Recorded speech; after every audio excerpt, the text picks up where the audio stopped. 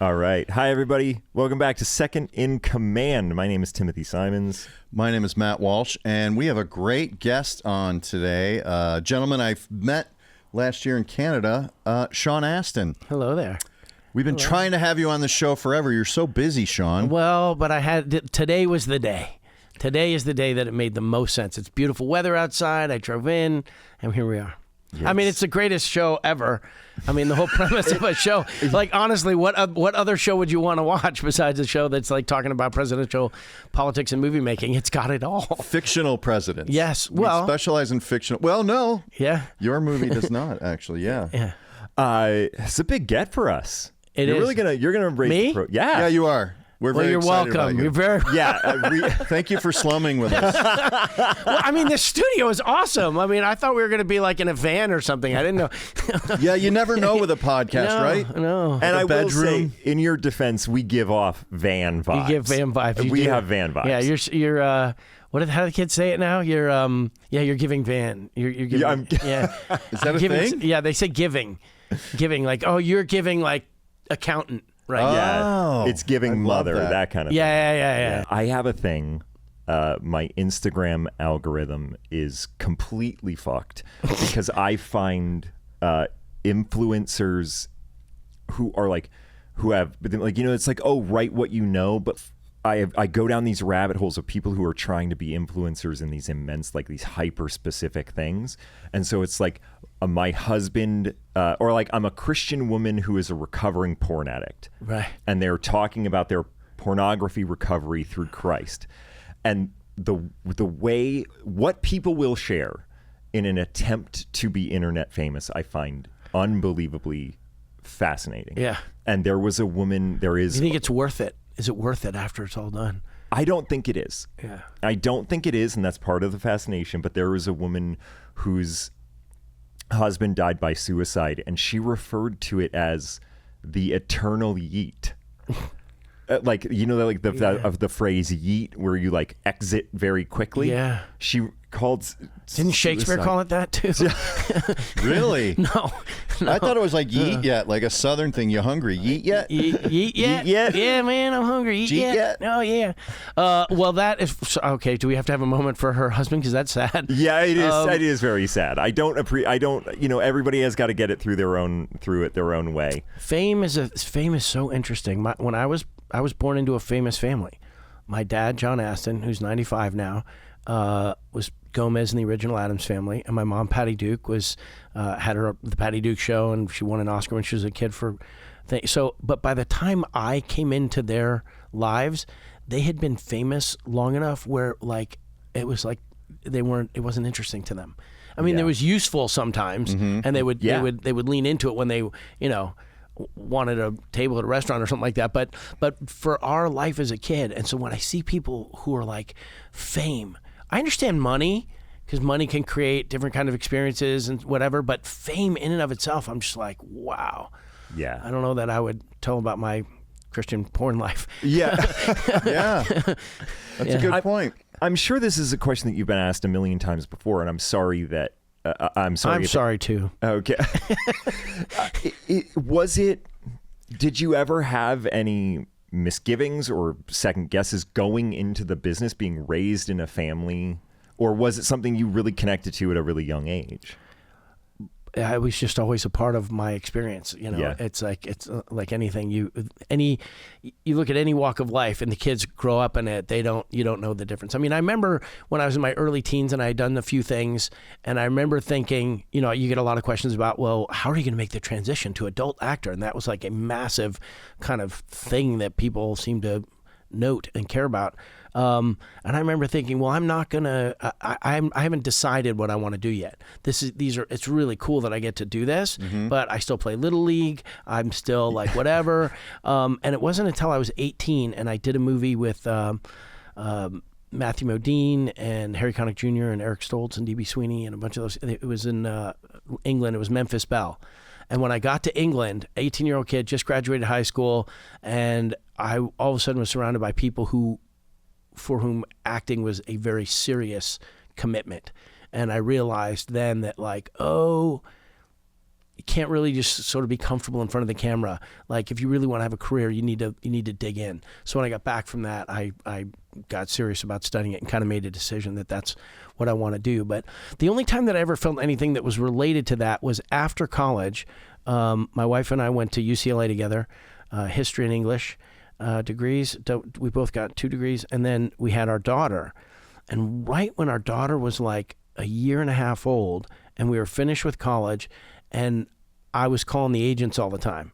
Hey, what's going on? Hey, what's going on? Trying to hustle and trying to figure out what to do. And there was auditions infrequently. And I all of a sudden had this feeling of like, wow, what is my place? What is my place my parents have a place in film and TV history. They're like, they're notable on that thing. And it was right after that I got Lord of the Rings. No so I was shit. like, yeah, it was an amazing answer to a question. Yeah. Yeah. Did you ever get turned around by celebrity? Like, were there moments in your life where you got sucked into it a little bit, or you kind of always, like, I know you came from a family that had a very healthy perspective on it, but everybody, when they come into it new, has that exhilaration. So I'm just curious if there was... My mom was famously bipolar.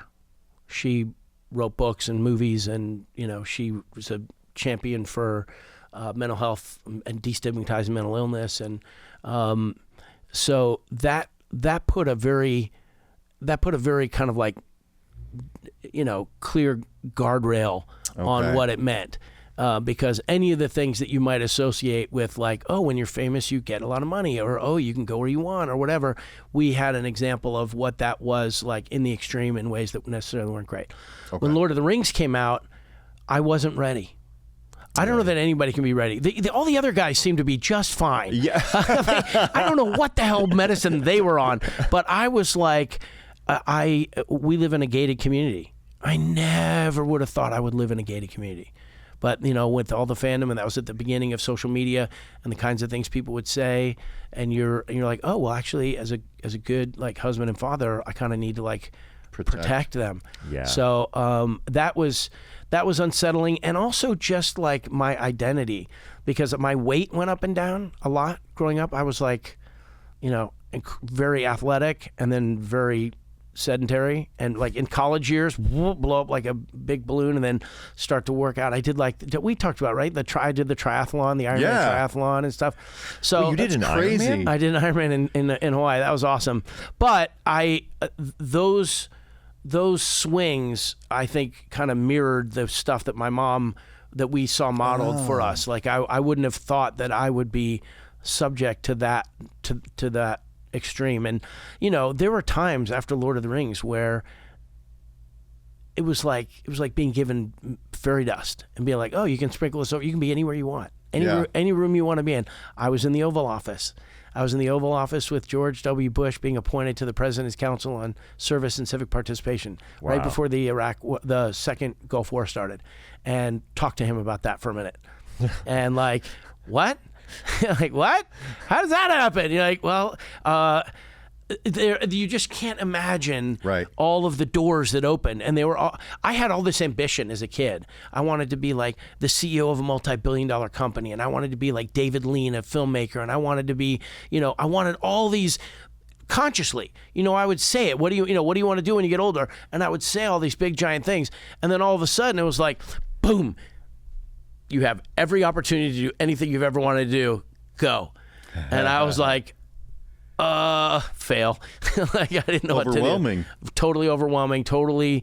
It was, and I started doing conventions then. Yeah. And so, so many weekends out of the year, you're with thousands of people with all this adulation, and then many other weekends of the year where you're like, no one's adoring me. Yeah, I feel so unadored today.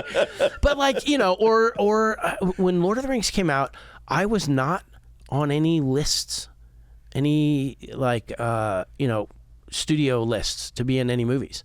I would have thought I would have been, and I was and all the other actors were, and so that was a little like, humbling, I guess, or disconcerting, or what am I doing? I remember going to the Cannes Film Festival because we were going to promote the films. And on the plane, were my wife and my daughter and my publicist and my attorney. That was the apex of that kind of life, was having these positives. Posse? Yeah, yeah, exactly. And but I remember sitting there thinking, like, what am I going to do? What am I going to do in Cannes? I'm not like this guy who they just want to take a picture of you with your underwear, right? Like that wasn't going to be me. What did they want this person because they're the most like, what am I? Who am I? What am I supposed to be? And so I'm like, well, you want to be on the radar of like the executives.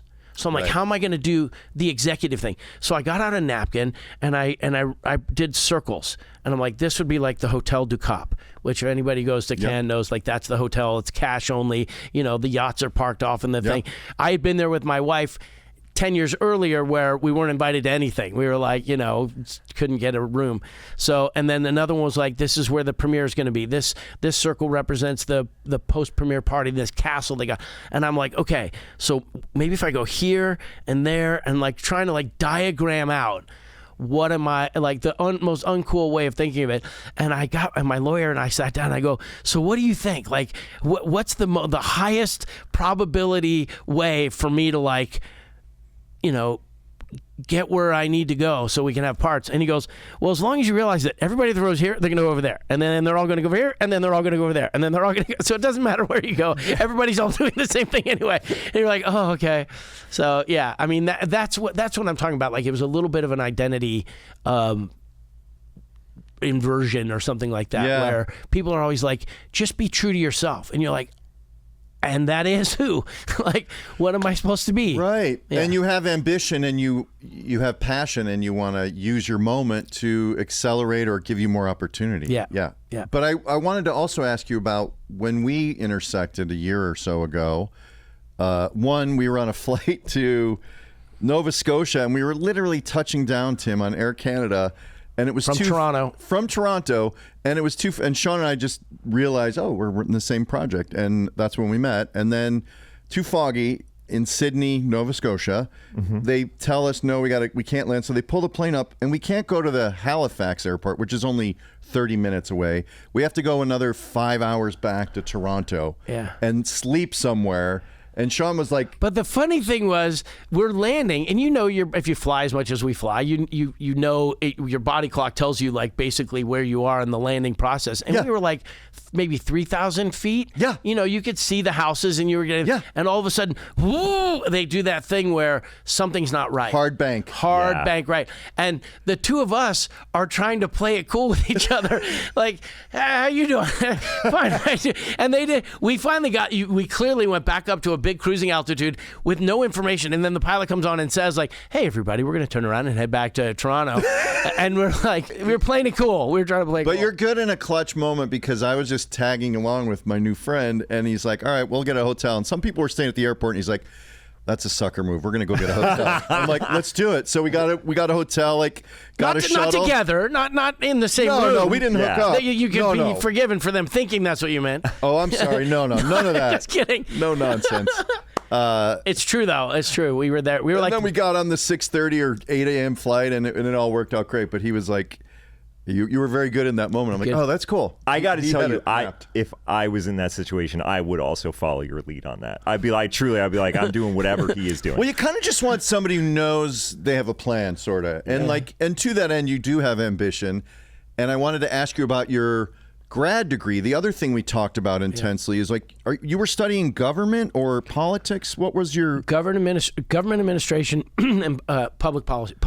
That's it. Government administration, to me, and public policy. An ignorant person like me, that is the most boring graduate degree I could possibly pursue. Oh, you just don't understand. I'm not insulting you. No. But you were finishing it. You were telling me about this paper you were ready to present. Yeah. And you were at the 1 yard line. Am I correct? Yeah, and I graduated, and they gave me an honorary PhD, which didn't mean anywhere near as much as the master's. And what was your thesis?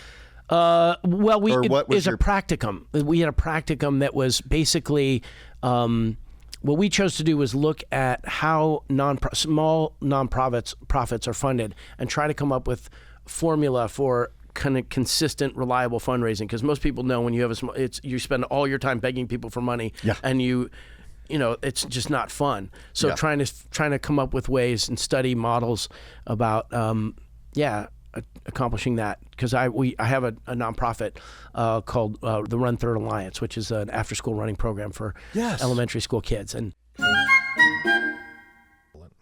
All right. So if you like what you're listening to, guys, guess what? You can find the rest of it on Patreon. All you got to do is you go to patreon.com/Second in Command and subscribe for $5 a month, and you have access to the entire Veep Rewatch catalog, which you cannot get anywhere else. Lots of bonus content, and The rest of this episode, the rest of this episode that you were enjoying. So we'll see you over there, patreon.com/Second in Command. And here's one other thing. If you sign up on your mobile browser or on desktop, you will avoid a 30% upcharge from Apple. So if you want to pay Apple more money to get the same content, you absolutely can. After you sign up on your mobile web browser or your desktop, you can then use the app and you won't get that 30% upcharge. Just letting you know. I think I understand what you mean.